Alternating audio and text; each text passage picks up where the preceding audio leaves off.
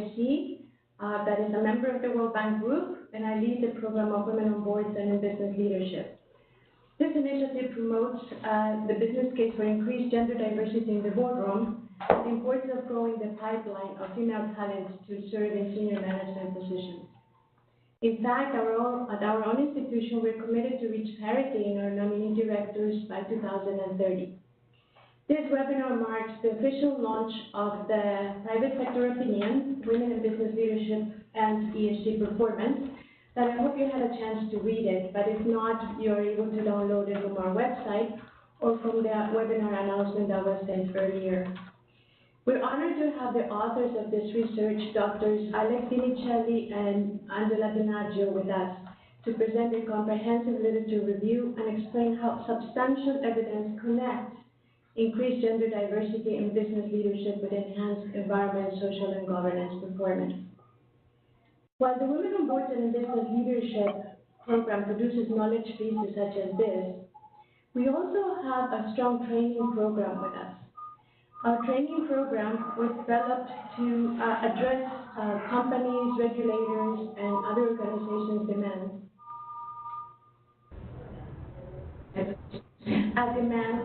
for to build a pipeline of qualified women that features a full range of skills, expertise, and perspectives.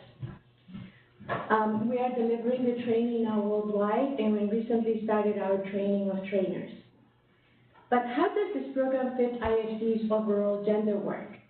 With me, we have Henriette Cole, the manager of IFC's Gender Secretariat, who will address this question, and she will also introduce the presenters. Thank you. Henriette.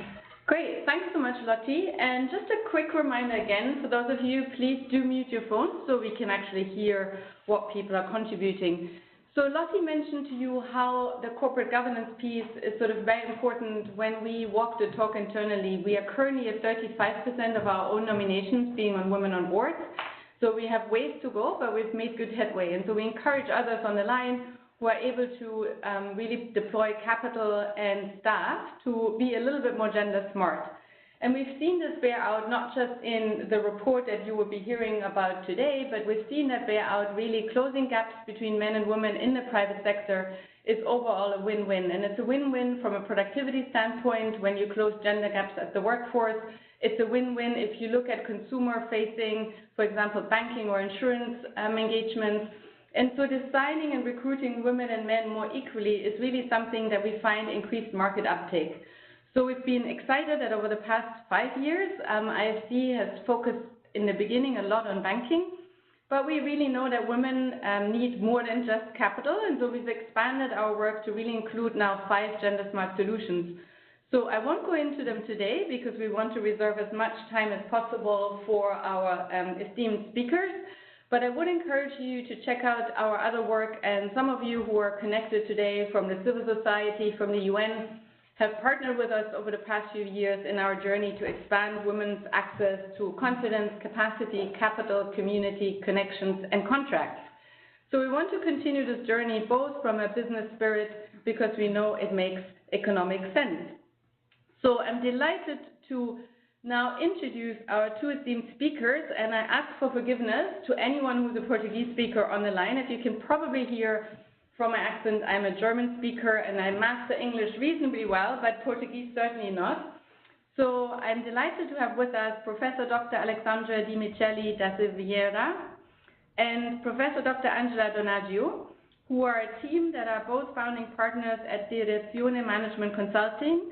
And Alexandre is also full professor of corporate governance and ethics at the Álvares Penteado School of Business in Sao Paulo. He is the author as well of several best-selling books on these topics in Brazil. And I could list now probably about 10 of them, but I know that people are really intrigued about what you have to say about women in business leadership, and so I will hold and pause here. But needless to say that if today's input is so intriguing, there's a lot more to read up on around behavioral ethics as well as corporate governance in Brazil and in the world from a leadership perspective.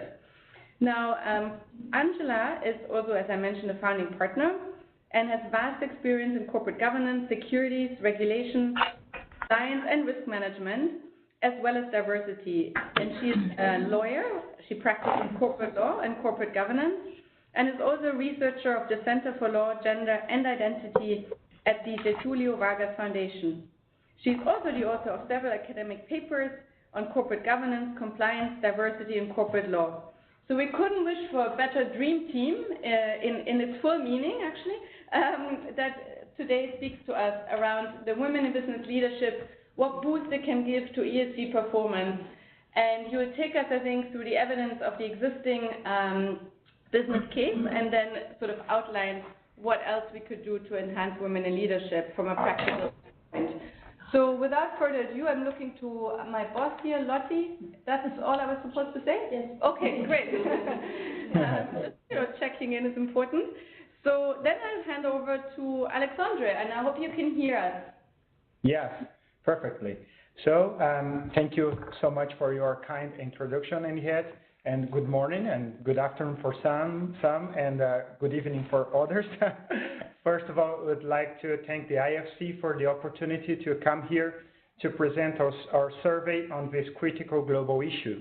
And in particular, we'd like to deeply thank Lottie Salazar for supporting us all the way throughout the preparation of this PSO, and also would like to thank both Lottie and Henriette Kolb for being true champions and leaders of IFC's very important gender diversity initiatives.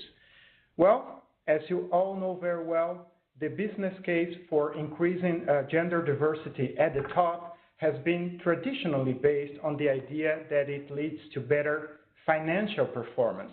And you can see this rationale here in the news, which make reference to higher profits, better performance, and an enhanced bottom line.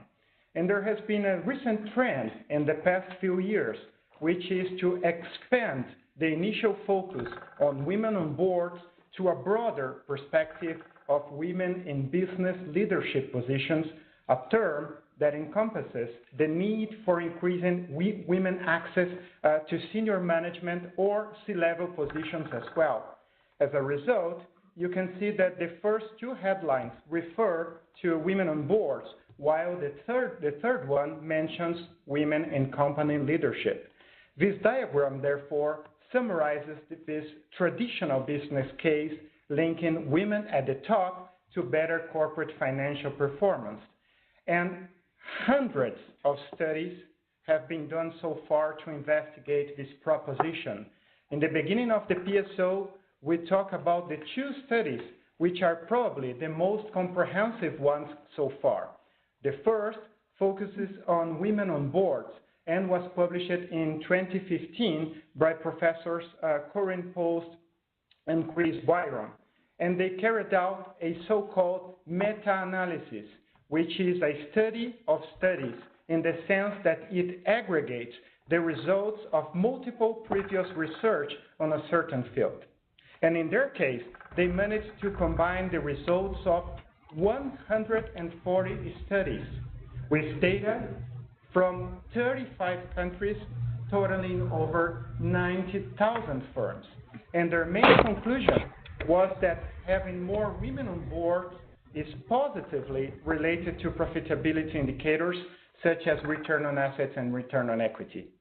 There are important nuances, though, in this relationship. For instance, they noticed that this link is more robust in countries with stronger shareholder protection, presumably because boards are more active and powerful in these countries. And the second study focuses on women in senior management positions and was published in 2017 by Professors Song Van Zhong and David Harrison. And they also carried out a meta-analysis, this time aggregating the results of 146 studies in 33 different countries over a 20-year period. And their key finding was that female representation in the upper echelons is positively, although not so strongly, but related to different measures of financial performance, such as profitability indicators, stock price multiples, and total shareholder returns. And they also noticed that performance improvements are accentuated in countries and companies in which managers have higher discretion for decision making. So before explaining what we did and our results, we believe it is very important to talk about the motivations for writing this PSO.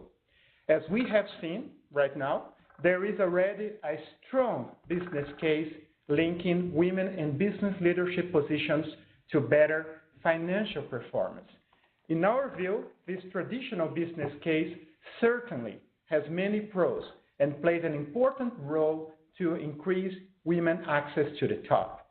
Its economic value argument, for example, for sure draws investors' attention on the relevance of this topic. In addition, there are dozens of studies supporting this claim, and it appeals to the rational or, let's say, utilitarian side of business leaders, which would look irrational if they do not try to increase the value of their firms after being exposed to such amount of evidence. Yet, despite playing a significant role to advance this agenda, it's important to recognize that the conventional business case also has its limitations. And that's because of these limitations that we believe it's important to complement the traditional business case with evidence that adding women in leadership positions also leads to better non-financial performance. To start with, the conventional business case may reinforce the focus on profits as the sole measure of success in the corporate world. In the backdrop, this view kind of, let's say, supports the proposition that profits are equal to business success, which is equal to corporate purpose, which in turn is equal to the role of senior managers and directors. And one consequence of such view is that having more women at the top would be justifiable just as long as they increase the bottom line. However, as you all know very well, stakeholders are demanding companies to adopt significantly higher ethical, environmental, and social standards after so many crises and corporate scandals everywhere. Consequently, it's imperative to think about the concept of firm performance in a broader perspective that goes beyond the traditional focus on financial indicators. And another potential limitation refers to the causality issue. Because correlation is not equal to causation, this concern is critical for any quantitative analysis. And one example is depicted in this funny figure.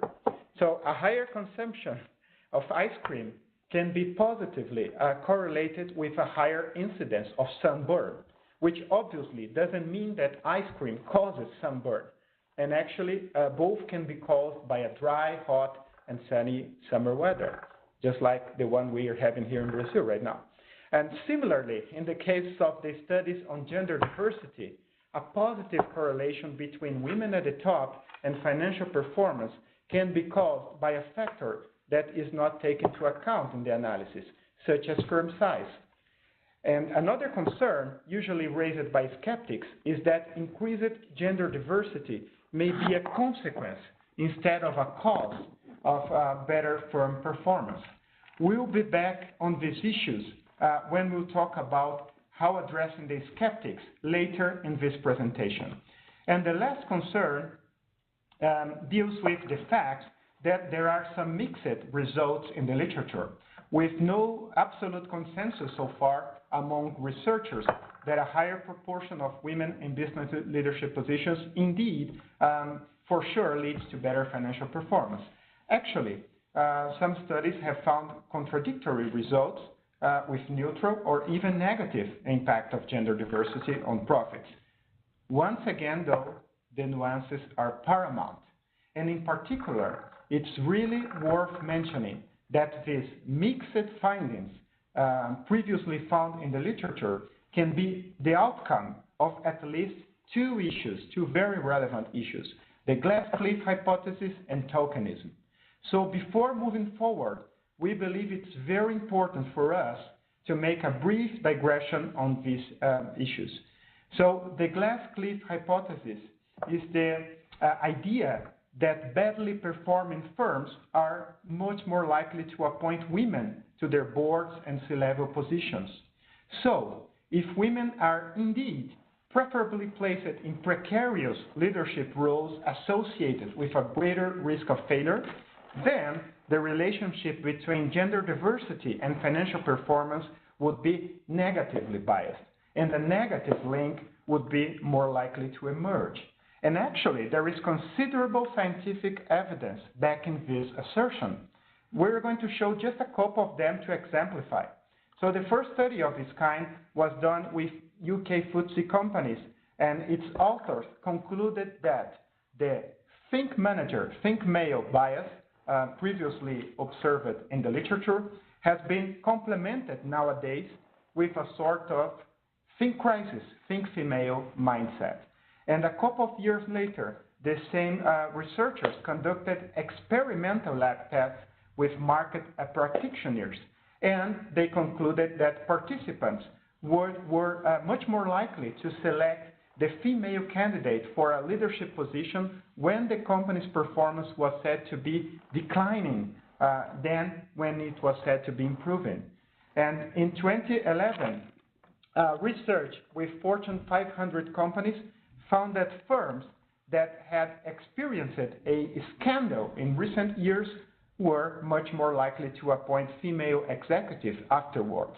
And to conclude this topic, this 2013 study is probably the most extensive so far on this field. And the authors analyzed all CEO transitions of Fortune 500 companies over a 15-year period. And they found that occupational minorities, which means white women and men and women of color, were way more likely to be promoted CEOs of weakly performing firms. And interestingly, the authors also noted that when firm performance declined during this tenure of these occupational minority CEOs, they were then way more likely to be replaced by white men, a condition called the savior effect. So besides the glass cliff, the other noteworthy issue is tokenism. And this is the idea that minorities are marginalized when their presence in a group is too small. So the situation of either invisibility or hypervisibility, like the Smurfette in the cartoon at the top right, tends to create discomfort, isolation, and self-doubt. And research also shows that members under these circumstances are usually not treated as individuals, but as representatives or mere symbols of their category. And tokenism leads minorities to be subject to stereotyping, which creates significant barriers to influence group decisions. And in the context of business leadership positions, tokenism means that it is less likely that a single woman, which is the case in many management teams and boards around the world that are not all male, would be enough to make a substantial difference in their processes and quality of its decisions. And in order to avoid tokenism, critical mass theory says that members of a minority group are no longer a token when a certain threshold is crossed. And most researchers suggest that three members, or a range between 20 to 40%, is the tipping point for the minority to properly influence the group. Thus, at least 3 females in both senior management teams and boardrooms would be necessary to allow these governance bodies to benefit from the resources women can bring in order to produce positive impacts on firm performance. And once again, there is also relevant scientific evidence that this can be true. I'm going to exemplify with a couple of relevant works on this field.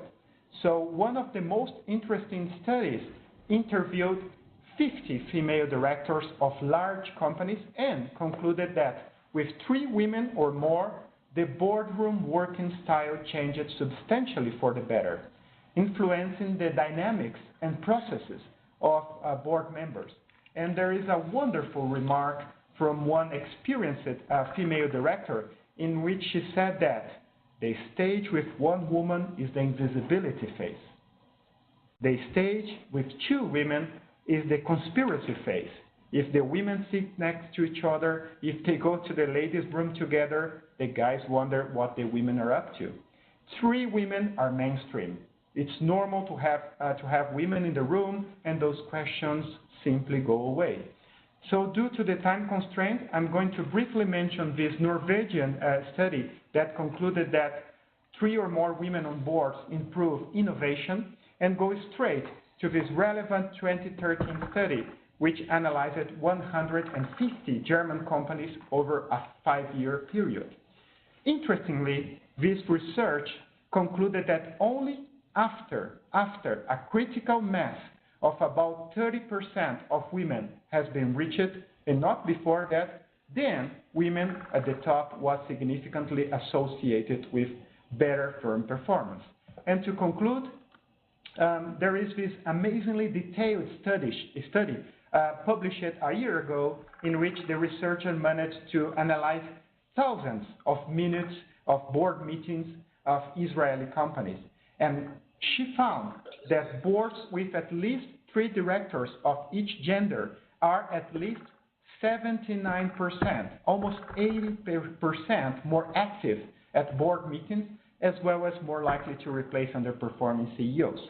So it seems that the business case for adding more, women at the top would be probably much stronger when this 30% threshold is crossed. And consequently, we need to enhance the debate from the mere presence of a single woman at the top to the importance of having women at least as a consolidated minority group comprised of 3 individuals. Well, given all these considerations, let me talk now about our approach to prepare this PSO. What did we do specifically? Well, we tried to broaden this traditional business case by connecting women in leadership positions to better ESG standards, environmental, social, and corporate governance standards. And because there is also a strong rationale linking ESG practices to enhanced firm performance, we also show that more women at the top leads to increased firm value, not only, let's say, directly, but also indirectly via better corporate social performance. And in our view, analyzing the impact of gender diversity on ESG has many advantages compared to the conventional business case. And firstly, it is much less controversial because there is a widespread intuition that women tend to be more socially sensitive and to be guided by more communal goals than men. And in fact, there is ample evidence on this. Thus, it's simpler to make the point that having more female in the upper echelons will likely motivate senior management teams and the board to think in broader terms and to make more stakeholder-oriented decisions. Another advantage of emphasizing this gender diversity ESG link is that it allows for an easier approach to convince controlling shareholders and other business leaders under, let's say, growing stakeholder pressure that this is a good way to improve the relationship of their companies with their main constituencies. And likewise, it also facilitates obtaining the support of institutional investors who are eager to fulfill their fiduciary duties by showing effective stewardship on their investee companies. And lastly, for development banks all over the world, we believe that our approach reinforces the bridge between gender initiatives and ESG. It shows that gender issues are an intrinsic part of ESG initiatives, since increasing the presence of women at the top has an important trickle-down effect which tends to make companies more likely to prioritize serious ESG efforts. And how did we do this? Well, we searched for scientific evidence connecting women at the top to improve at ESG through an extensive analysis initially of 184 papers only from peer-reviewed journals published in the past 10 years.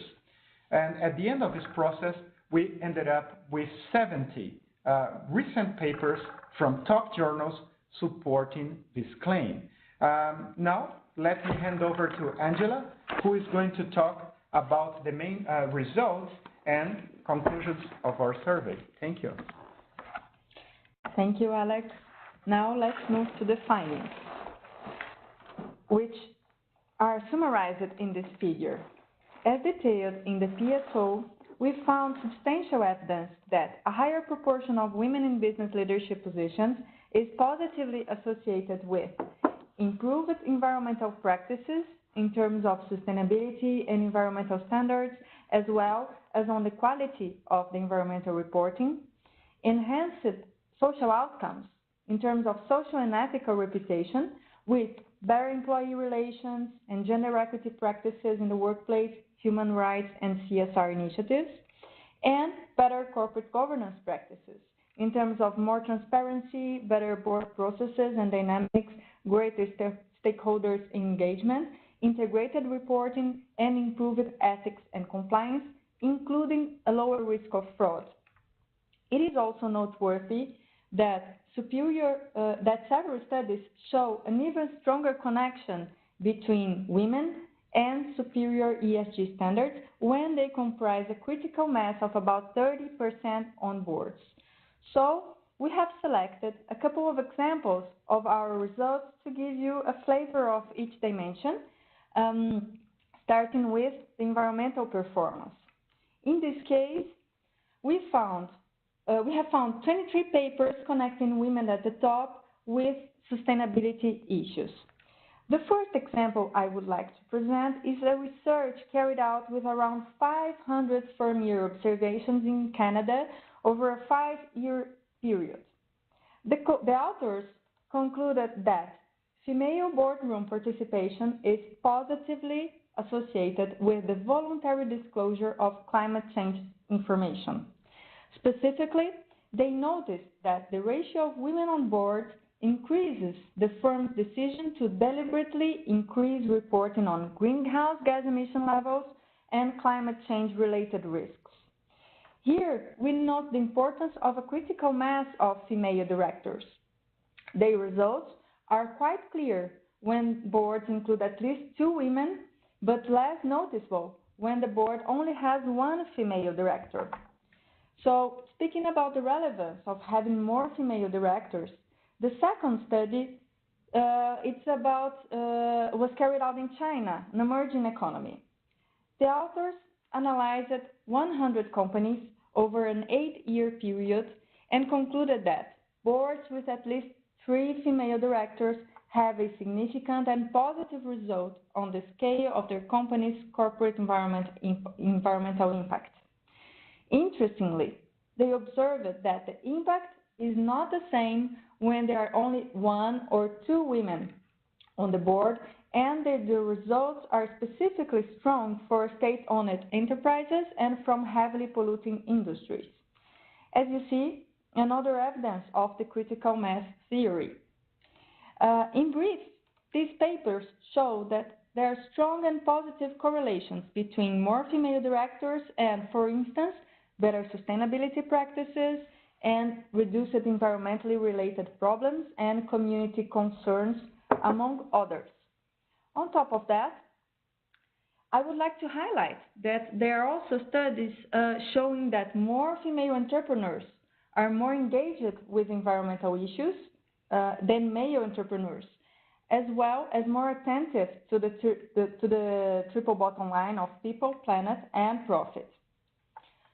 Thus, more female directors is positively related with improved environmental performance, more extensive reporting, and effective pursuit of environmentally friendly strategies. Now, moving forward to our next dimension, that is the social one, we identified 31 papers focusing the link between more women at the top and enhanced social outcomes. To give you a flavor of these works, I'll mention two of them. The first analyzes if ethical reputation is indeed associated with board characteristics. In this case, ethical reputation was a score based on news, reporting, and stakeholders' claims related to ethical conduct of these institutions. And after investigating 43 of the largest banks in the world from 13 countries over a 6-year period from 2005 to 2010, the researchers found strong evidence that ethical reputation of financial institutions is positively associated with board gender diversity. They also noted that adding more female directors increases oversight by the board, which in turn improves the reputation of the financial institutions. So that could be easily a grain of truth in Christine Lagarde saying that if it was Lehman Sisters, it would be indeed a different world. The second example regarding the social dimension comes from an emerging market. In this case, the authors investigated 450 Malaysian companies for 2 years and found that the presence of women on boards was the only variable to positively impact the level and the degree of the CSR initiatives. And the result is very interesting. They also showed that other efforts to increase board diversity, such as appointing non-executive directors and independent ones, may even have a negative impact on the company's CSR initiatives, which is just as emblematic. Well, summarizing all these results on the social outcomes, the papers in this field show that more women on boards is positively correlated with better overall social performance and, for instance, stronger worker relations, positive business culture, and better work-life balance that we all need. And expanding the focus to the C-suite, there is relevant evidence that firms with more female leaders demonstrate a stronger emphasis on fairer workplace practices, such as gender equitable hiring practices and promotion, equal pay for equal work, and improved male and female talent development. Now, moving to our last dimension, we found 23 papers connecting female directors to better corporate governance practices. So about corporate governance, I'll present the results of one paper from China and the other from the US. The first relates board gender diversity with securities fraud. In a huge analysis of around 1,400 frauds, it's a huge number, committed at more than 700 Chinese companies over a 10-year period, the authors concluded that adding women on board simply mitigates securities fraud. Interestingly, the authors also made some computations and found that the optimal percentage of women on board in order to minimize securities fraud is, guess what, 50%. So I think this is not a surprise for at least some of you. And the second study centers on internal controls. In this case, the researchers analyzed almost 4,300 firm year observations in the US over a 10-year period and concluded that firms with greater female board representation are less likely to have internal control weaknesses. They also observed that the results were not driven by females sitting on the audit committee. Instead, it simply seems that more women on board suffices to reduce internal control weaknesses, regardless of whether they sit or not on the audit committee. In short, and due to our time constraints, the results show that more women on top is correlated with better corporate governance practices in terms of ethics and compliance, and with board effectiveness in terms of stronger control over company strategic direction, and more active board meetings, among others. In short, this dimension shows that having more women at the top tends to improve the nature, the extent, and monitoring of reporting, leading to a reduced risk of financial restatement, a more conservative approach to earning statements, and increasing transparency and disclosure. Three things that we need the most in our companies. Before concluding, you see that we have added a section at the end of the PSO named Addressing the Skeptics. We believe this section is important because we'll be invariably questioned by skeptics about the need of a, let's say, smoking gun evidence that more women indeed leads to better financial and non-financial performance. To begin with, this is the same argument used to challenge other critical issues such as the impact of fossil fuels on climate change. So although we indeed have to recognize that there is no undisputed proof for the business case on more gender diversity at the top, and actually this is the same also for the sustainability, the CSR, and corporate governance business cases, this doesn't mean that the results of the plentiful research on this field are useless. On the contrary, in our view, there are three main responses that should be given in concert for skeptics to asking for the bulletproof for gender diversity in business. The first is that researchers make use of several econometric procedures to mitigate the so-called causality concerns that Alex has mentioned before. The second is that there are nowadays several meta-analysis studies pooling the results of hundreds of papers, generally confirming this business case.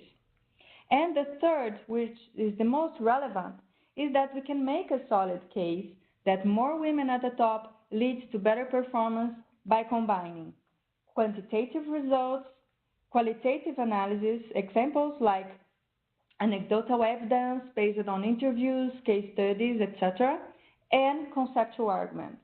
Again, the combination of quantitative results, qualitative examples, and conceptual arguments. So, to wrap up our story in this PSO is that there is massive empirical evidence showing that having more women in business leadership positions is more likely to make companies care about the broader implications of their actions.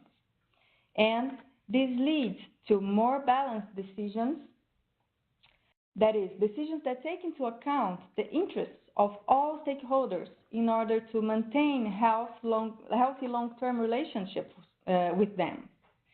And this approach to management and corporate governance, in turn, ensures business sustainability, ultimately enhancing firm value. Now, to conclude, it is important to recognize that although robust, the business case linking women at the top to ESG standards still has many gaps to be explored and filled. So far, the vast majority of studies have resorted to quantitative analysis. There is a big gap, therefore, to be filled by qualitative works based on interviews, survey questionnaires, and case studies. Another gap is the relative lack of evidence exploring the impact of women in senior management positions. In our survey, for instance, around 70% of the studies focus on the ESG impact of adding more women on boards of directors. So, the ESG business case could be enriched with studies analyzing the outcomes of having more women in C-level positions, including as CEOs. In addition, although unlisted firms and family businesses represent the overwhelming majority of businesses around the world, only 4 papers that comprise 5% of our sample analyzed unlisted firms, probably due to the lack of publicly available information for these companies. So it would be great to have more research on family businesses and unlisted firms. There is also a disproportional evidence for developed countries compared to the emerging ones. In the 70 studies that we reviewed, for example, only 5 of them have been done in emerging economies. In short, there is substantial room for new studies focusing on unlisted SMEs and family businesses from multiple emerging countries using qualitative approach such as interviews or case studies. Because these firms are exactly the typical clients of development financial institutions, we believe that development banks are uniquely positioned to substantially improve this critical business case and thus promote a big and positive change around the world. And now a final thought. Although there is indeed a strong business case to be reinforced and that positively connects more women in business leadership positions to better ESG practices and the triple bottom line, it is critical to always remember and highlight that there is also a powerful moral justice argument for equitable gender representation in the upper echelons of the corporate world. Thus, equity and fairness should be seen as sufficient justifications for gender diversity, regardless of whether there is an utilitarian purpose for adding more women in business leadership. After all, building business institutions that are inherently fair and inclusive so they better reflect all its stakeholders and society as a whole is a great moral and ethical imperative of our times. And of course, we are moving forward with great initiatives, such as this one, but we need to go faster to have more women in leadership positions. So we are very grateful to be here, and we would like to discuss the results with you and answer your questions. Thank you. Thank you. Thank you very much, Angela and Alex. Really a lot of food for thought, and certainly I think increases our commitment to keep on working on more gender diverse boards and leadership in companies and organizations. Second slide. We have a few questions that I would like to pose, but I would like to ask you to be brief so that we can ask as many questions as are coming in. The first one says, any insight in either of you perspectives, please? Any insight into what the research question was in this paper? Were they specifically directed to what impacts female-seated boards, or was it a happy accident of result that these were the findings? Well, I think that we have tried to talk about the causality issue, which is something that is, of course, something that should be tackled in any quantitative analysis. So in this case specifically, we have covered the extensive evidence on this specific topic, which is the gender diversity at the top, ESG link over the past 10 years. And let's emphasize that we only analyzed peer-reviewed academic papers, so scientific papers, and there is a broad consensus in this literature that there is a very strong connection, and there are many procedures that are done in order to infer that there is a causality running from more women towards better ESG standards. And what we can say is that this is always an observational area of studies. We cannot apply a treatment to some firms and not to others, like in medicine, and then see if this treatment works out. But what we can say is that there is a much stronger consensus among academics on the impact of gender diversity on non-financial performance than on the bottom line. Thank you, Alex. Another question, is there any evidence of the specific impact of female directors on ESG standards for family-owned firms? I mean, is there any difference if women in leadership positions in these companies come from the controlling family or are professionals hired in the market? Okay. Well, it's a great question because this is exactly one of the gaps that are there to be filled. So we have we know, of course, everybody knows that the family-owned businesses are the vast majority all over the world, but curiously, none of these papers have focused on the specific impact of gender diversity at the top on ESG for family-owned business. So in the case of family-owned, usually you have a higher proportion of women at the top than in other companies. There are different studies showing that because there are members from the controlling family that are women, and they are appointed either to the board or to senior management positions. Of course, there is a debate on such appointments because these women can be less effective in the sense that they are there only because they are relatives of the controlling owners. But on the other hand, they could be very well qualified, and just because they have access to the controlling shareholders, they had the chance to move upwards, and they are competent and qualified. So I think this is a big question that we intend to address in the coming years, and hopefully with the support of everyone that is watching us. Thank you very much, Alex. There's another question that is very dear to our heart of many of us. I'm sure you'll feel that way. Thanks for a great presentation. Did you find any evidence of impact of more women in leadership on family-friendly policies such as childcare, flex work, and breastfeeding? Yes, there are some papers that relate this, the pro-gender equitable practices, just like maternity leave and other practices. They are pro-family in the businesses that have more women in business leadership positions. So there is a correlation. Yeah, and I think it's important to emphasize the idea of the trickle-down effect, in the sense that once you put more women at the top, these women will look, I would say, we have more care for employees and in all senses, and in terms of workplace conditions, and particularly for other women. And there is a strong evidence in this sense. So I think that's another argument pro affirmative action in terms of appointing women at the top, because these will make companies to make and have more have better women-friendly policies. Thank you very much. There's another question. Many thanks for this presentation. Is there also a positive relation between corporate financial performance or ESG indicators and share of women in middle management positions?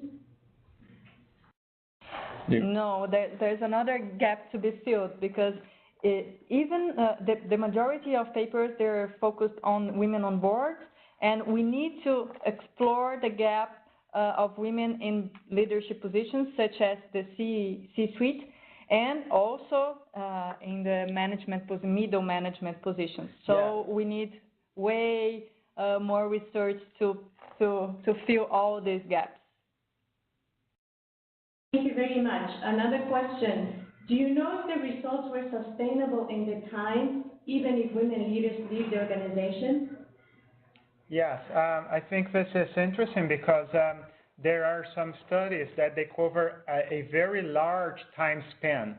So, for instance, the meta-analysis that I mentioned earlier in the beginning of our presentation, it covered papers from a 20-year period. And throughout this period, the relationship was quite strong. So we indeed, we believe that there is a lasting impact. But also it's interesting to see that there are some curious papers that analyze the change in the companies once a female is appointed, for instance, as a CEO. So there is a very interesting paper that shows that once you appoint females as CEOs, the numbers of insider trading deals, they reduce substantially. So there is an impact on the level of, I would say, illegal insider trading operations. And more interestingly, once, and the researchers managed to do that, they covered a long time span, and once some of these women were replaced by men afterwards, the insider trading dealings came back. Raised so it's very interesting. and important. Thank you very much. There's another question that is coming up to us lately, actually, quite often.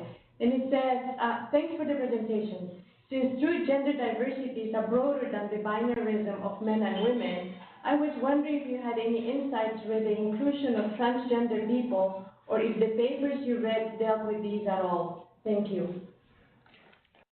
Unfortunately, no paper at all that we saw. Yeah, as far as we know. Yeah, they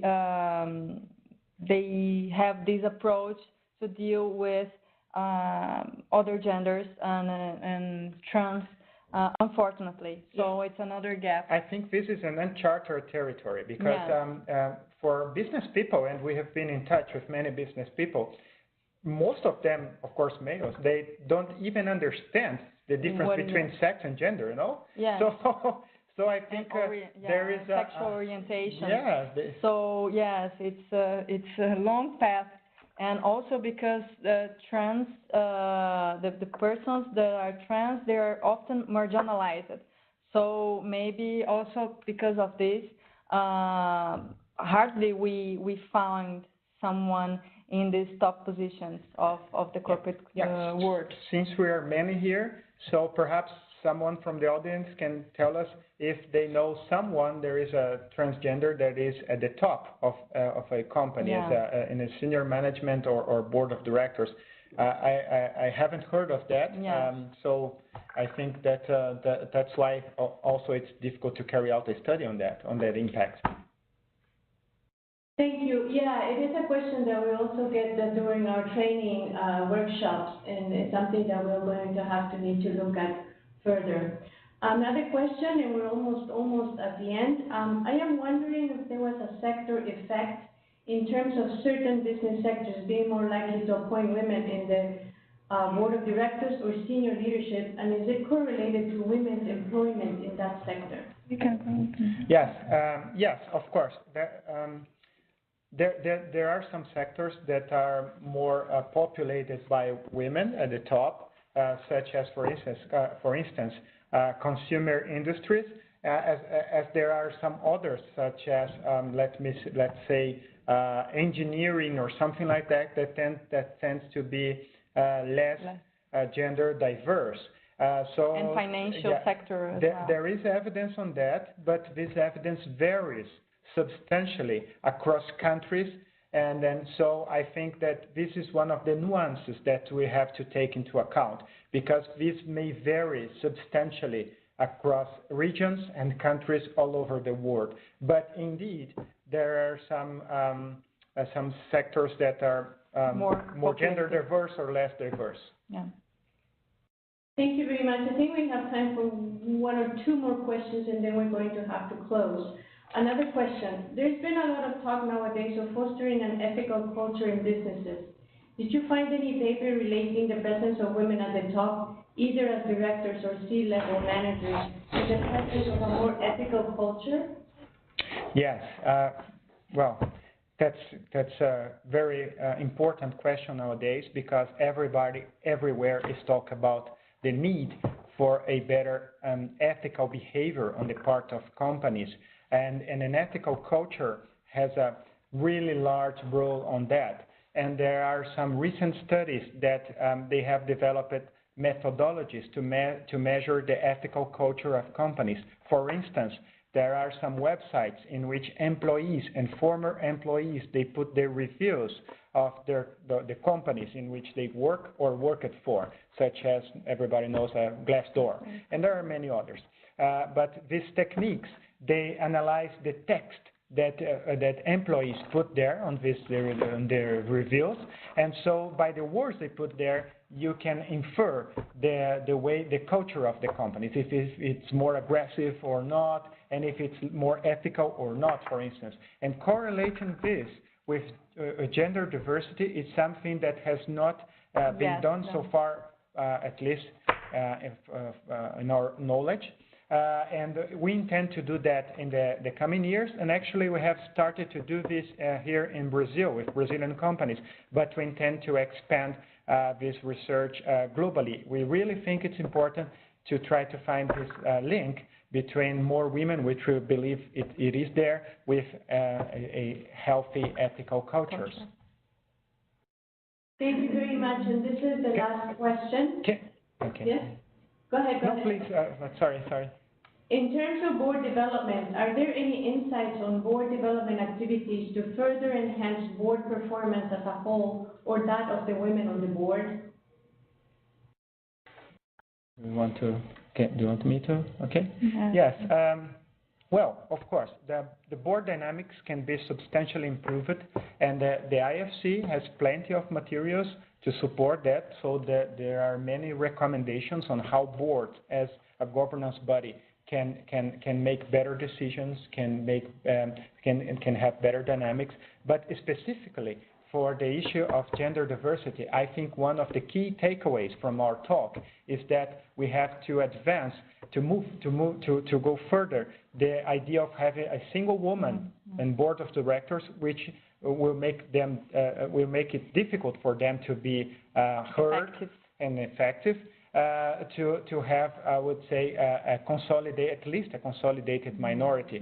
And since this is the last question, I also think, and we have talked about this prior to the session, based on the comments that the participants have written, how can we convince business leaders of all of this that we have shown? And the bad news is that humans are not that rational in the sense that they change substantially based only on evidence. I think we have to, first of all, show business leaders that in the 21st century, companies will have to be much more engaged and advanced in their ESG practices and gender diversity practices in order to be successful. We have seen many examples of companies that did not take this into account. They insisted in this sort of business as usual, and they have faced very serious scandals. And on top of that, I think it's very important to increase the level of consciousness of business leaders about their role and the legacy that they will leave to their communities. And gender diversity initiatives should be seen as part of this a broader role of any manager or controlling shareholder of companies that impact their societies. With a broader concept of success as well. Yes, that's it. Perfect. Thank you so very much. Unfortunately, we would love to continue talking, and there are more questions coming in. Unfortunately, we have to conclude. Thank you so much, Alex and Angela. You've done an amazing job. It's been a pleasure working with you on this research, and of course look forward to working with you again on further research and filling the gaps. Just to reiterate, we have recorded this webinar and it will be available in about a week on the website. And also, if you want more information about the Women on Boards and in Business Leadership program, which includes also the link to this research, the address is isc.org/corporate governance, one word, /gender. To be able to learn more about our programs, learn more about the training that we have, learn about other publications relating to the topic, and so forth. It's been a pleasure. Thank you, everybody, for staying up, those of you who are late, and for the rest of you, have a wonderful day. Thank you. Thank you very much. Thank you very much. Lottie, the pleasure and the honor is ours. Yes, we're very grateful for being here. Thank you so much. Bye. Bye.